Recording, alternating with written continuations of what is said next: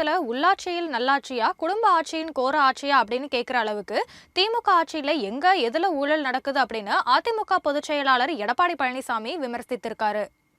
இது குறித்து எடப்பாடி பழனிசாமி வெளியிட்டுள்ள அறிக்கையில, எங்க நீதி மறைந்து நிழல் ஆட்சி செய்யுமோ அங்க நல்லாட்சி அப்படிங்கிறது வெறும் வாக்குறுதியே அப்படிங்கிற தத்துவம் தமிழகத்தோட உள்ளாட்சி அமைப்புகள்ல தற்போதைய நிலை துல்லியமா வெளிப்படுத்துது அப்படின்னு அவர் குற்றம் சாட்டியிருக்காரு.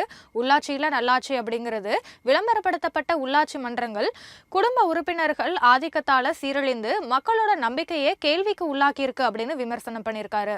விஞ்ஞான ரீதியில ஊழல் செய்ததாக சர்க்காரியா கமிஷனாலேயே குறிப்பிடப்பட்ட திமுகவினர் வசமுள்ள மாநகராட்சிகள், நகராட்சிகள் மற்றும் பேரூராட்சிகள்ல திமுக மேயர் மற்றும் தலைவர்களாக உள்ளவங்களை எதிர்த்து எதிர்க்கட்சியினர் மற்றும் பொதுமக்கள் கூறும் ஊழல் குற்றச்சாட்டுகளோட திமுகவோட கவுன்சிலர்கள் மற்றும் திமுக கூட்டணி கட்சிகளோட கவுன்சிலர்களே ஊழல் குற்றச்சாட்டுகள் சொல்றதும் உள்ளிருப்பு போராட்டங்களை நடத்துறதும் அப்படின்னு ஊடகங்கள்லையும் நாளிதழ்களையும் செய்திகள் வந்த வண்ணம் உள்ளதா விமர்சனம் பண்ணியிருக்காரு. குடும்ப ஆதிக்கத்துக்கு அல்ல அப்படிங்கறத தமிழக மக்கள் வரும் 2026 சட்டசபை தேர்தலில் ஸ்டாலினுக்கு உணர்த்த தயாராயிட்டாங்க அப்படிங்கறத நான் போற இடங்கள்ல எல்லாத்துலயும் கூடும் மக்கள் கூட்டம் எடுத்துரைக்குதுன்னு சுட்டிக்காட்டியுள்ள எடப்பாடி, 2026 அதிமுக ஆட்சி அமையும் போது தவறிழைத்தவர்கள் யாராக இருந்தாலும் அவர்கள் மீது சட்டப்படி கடும் நடவடிக்கை எடுக்கப்படும் அப்படின்னு சொல்லியிருக்காரு.